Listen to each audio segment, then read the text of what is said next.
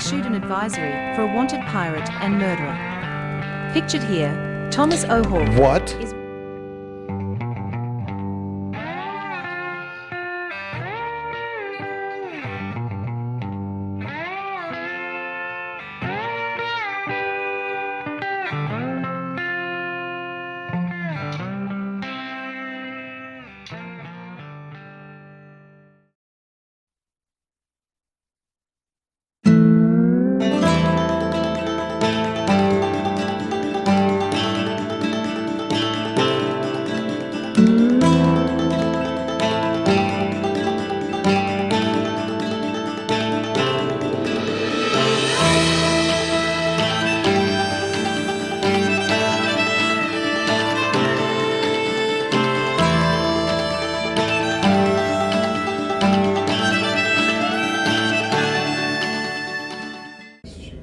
Gatto had brought his luxury constellation to Hurston. I'm not sure why he was being so helpful, but I availed myself of a shower in his ship. It took a long time to scrub off all that Lorville ghetto smell. But I finally felt where I was clean again, and now I was freezing. I appreciate that shower more than you know. I feel like a new man. You smell better, too. Well, that's probably very true, but I gotta say, I'm very, very tickled and appreciate that. I'm kind of chilly here. Can I get my clothes back? Sorry, we had to burn them rags. No, they're being fumigated. Well, nonetheless, I tell you what, I very much appreciate the fact that you decided to take me in. Who says you're staying? You're a wanted pirate and could be bad for my health. Before you get all down in the dumps, see what I did there? Take a look out that window.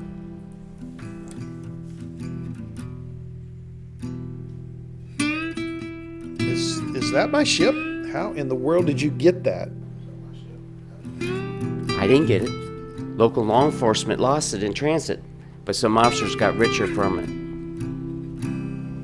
I don't know what to say. I am so grateful. What can I ever do to repay you? You can thank me by getting this mess resolved and paying me back. My advice to you is make yourself scarce before you get yourself killed and I lose my investment. I'd be lying if I said it wasn't good to have my ship back, especially after living in squalor. I had everything I needed. A working toilet, my own shower, the all-important coffee maker, a dry, warm bed. Oh, did I mention the coffee maker? Pretty much just spent my days laying low, like Gatto said. Occasionally I had to deal with a bounty hunter. Some came in with stealth.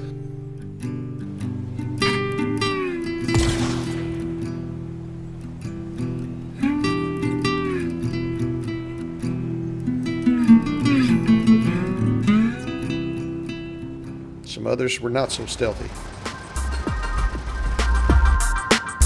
I had to owe a lot to my ship and just dumb luck. I managed to keep myself alive and just one step ahead. As luck would have it, in the middle of a dogfight is when I got the call from Glorp and Gary. They had decoded the flight recorder and wanted to meet. So I wasted no time in trying to get myself clear so I could go and meet up with the guys in our same little meeting spot.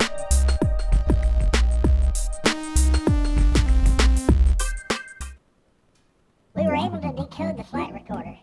We'll give you a card with a copy of the data file on it when we're done here. Just so you know, we took gravitational theory at the community college, and this subject came up from time to time, so this guess on what this means is as good as any you'll get. What it appears is that Hurston was working on a gravitational drive for faster non-quantum flight. A projector opens what's basically a tiny artificial singularity, smaller than a molecule. You can think of it like a little bitty black hole in front of the ship, and it pulls it at great speeds. It keeps shifting the singularity forward, and the ship keeps falling into the gravity well. And the gravitational influence seems to mitigate some of the g-forces, like, being in a free fall. Well, the recording was a test of this experimental drive. The ship flew at hundreds of gravities, and it reached 150,000 meters per second in non-quantum flight. So, the flight was going really well before it started going fast.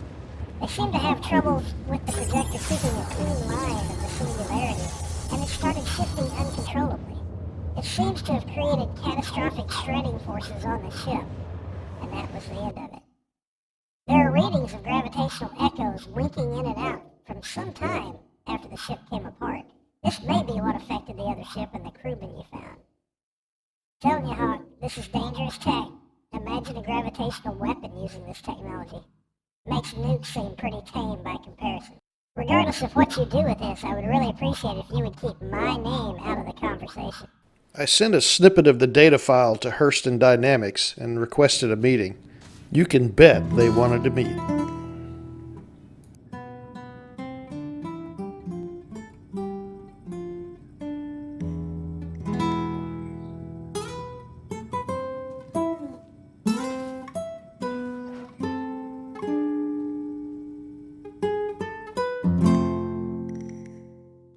So what is it you want?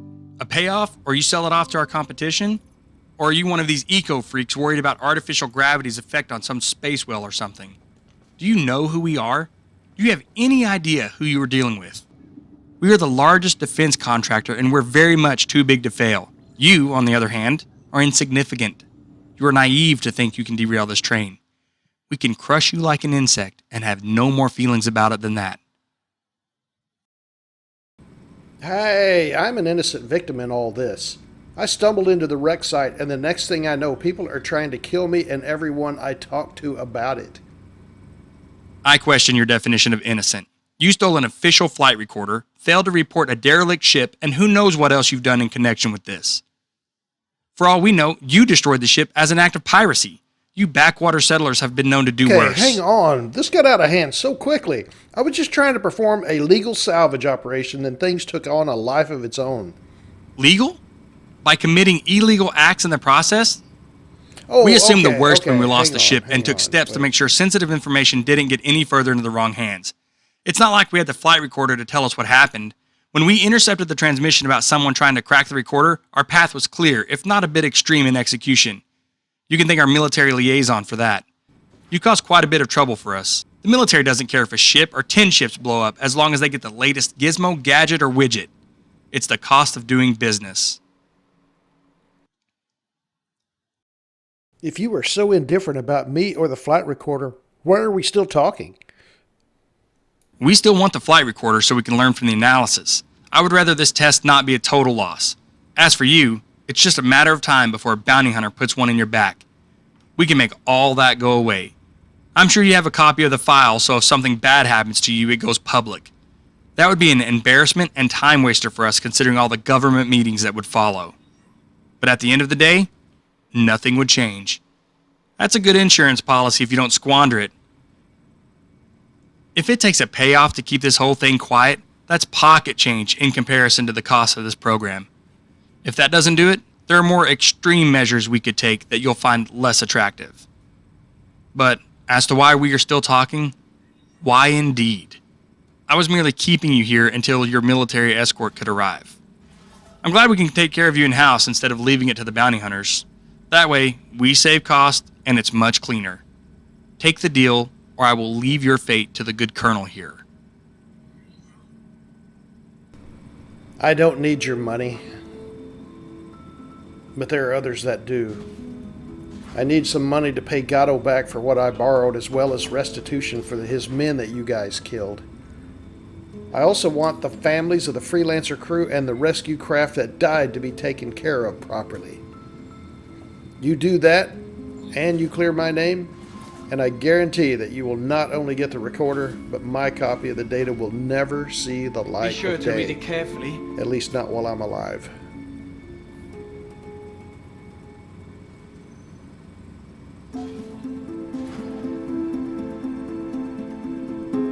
Consider it done. We'll deal directly with Gatto for his part. You and I won't be meeting again. Stay healthy, Hawk, for both our sakes. Now, good day to you, sir.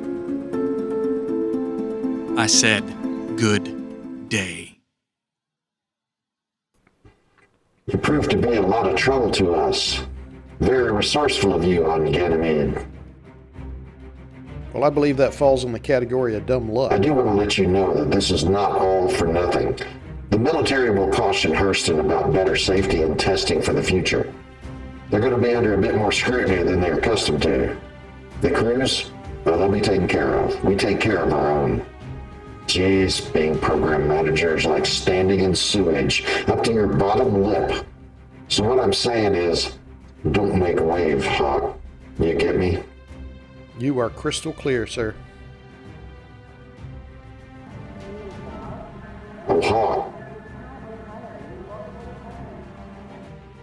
About that ship of yours. What ship might that be? That ship is military property, regardless of what magic you perform to say otherwise. You can keep it, free and clear. An act of goodwill for your trouble. Besides, I might need you to do some things for me from time to time. Let's call it a retainer fee. I'll put you in touch with my liaison.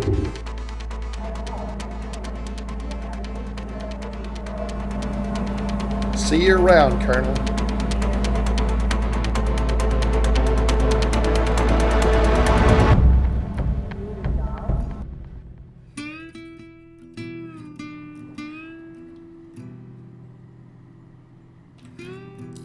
So, Gatto, you look well. I hope everything's going good. I guess Big Daddy Hurston took good care of you. Yeah, he paid back your debt with interest and paid for my 10 guys I lost in attack. 10? I thought you said you lost 4. Yeah, well, I didn't actually lose any, but they don't need to know that. What, you dog? Oh, my gosh. Oh, well, I'm glad you got your payday. I'm still sorry that you got drug into this whole mess. I'm getting side jobs from Hurston Dynamics and couldn't have gotten that on my own. There's much more subcontracting money to be made doing their shady work than I've ever made in the dirty side of Ganymede. I may stay on Hurston for a while. Are you going back to Ganymede now that you're cleared? No, I think I like it here in Lorville. There's a lot more places to eat, and it's junky enough to feel like home. Oops, gotta go. There's somebody at the door. I'll talk to you later. Okay, stay in touch. Good morning, Mr. Hawk. I am the liaison you've been expecting.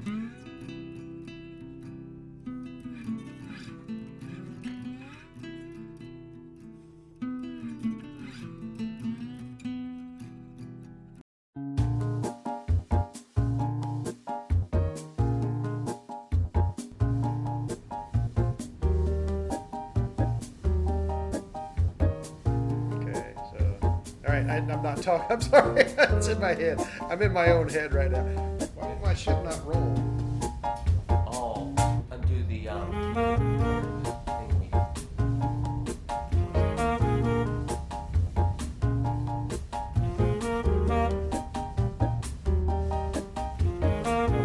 I need to watch your screen. It's actually better. I need to zoom in really close on your face.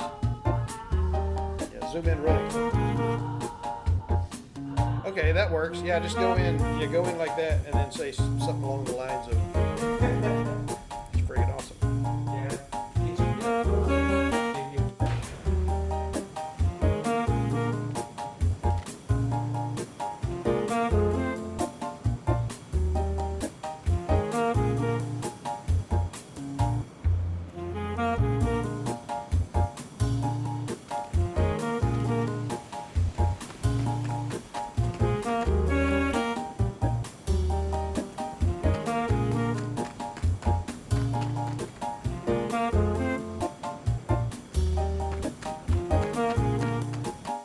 What is going on with your leg? Do you need to pee or something?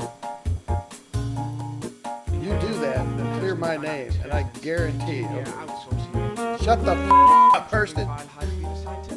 I'm just trying to get to the side, and apparently I don't know how to move my character.